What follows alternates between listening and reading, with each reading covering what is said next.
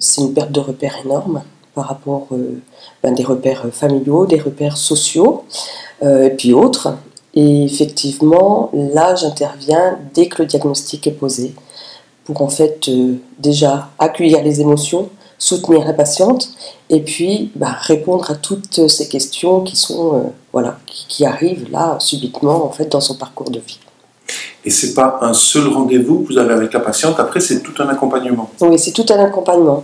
On part du principe qu'en fait ce soutien il doit être déjà au niveau au moment du diagnostic, ensuite pendant les traitements, fin de traitement aussi.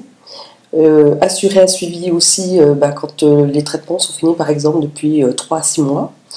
En fait, voilà, je suis disponible au moment où chaque patiente le demande. J'essaye entre autres de répondre à des demandes qui sont singulières et de manière personnalisée. Parfois il y a des patientes qui n'ont pas besoin de ce soutien-là pendant toute cette période, et puis parfois il y en a d'autres qui ont besoin de beaucoup plus. Donc j'essaye en fait de répondre à la demande. C'est un travail qui demande aussi déjà de l'écoute, mais aussi de s'appliquer un petit peu. Enfin, émotionnellement, ça ne doit pas toujours être facile, non? Émotionnellement, c'est clair que c'est pas toujours facile, mais c'est clair que pour moi, ça me demande aussi un équilibre dans ma vie personnelle pour pouvoir gérer aussi tout ça, de pouvoir moi sortir les émotions que j'ai reçues dans la journée. Maintenant, je dirais pas que c'est non plus très compliqué, c'est un échange. C'est un échange et chaque personne est unique et c'est aussi des cadeaux tous les jours, quoi. C'est de savoir qu'une patiente qui est arrivée en pleurs va pouvoir quand même assumer son traitement et puis aller au bout, au terme de ce traitement et guérir et refaire quelque chose de nouveau ensuite. Donc c'est des cadeaux aussi.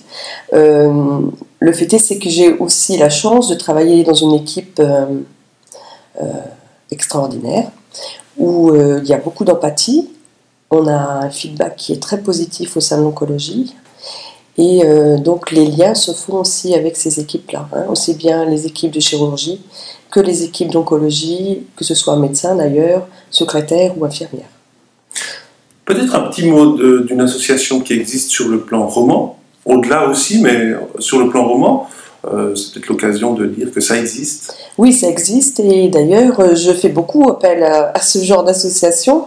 Donc en l'occurrence il y a le mouvement Vivre comme avant, qui est une association en fait de femmes qui ont vécu des expériences similaires dans le cadre du cancer du sein et qui peuvent apporter une écoute aussi singulière et particulière pour les dames qui ont ce même souci. Il y a aussi la Ligue jurassienne contre le cancer, vers qui on se dirige beaucoup pour surtout des aides financières ou bien d'autres choses, puisqu'il y a des activités aussi qui sont faites. En l'occurrence, il y a le Nordic Walking, donc où il y a des gens qui à l'extérieur se retrouvent en fait pour partager leurs expériences de vie.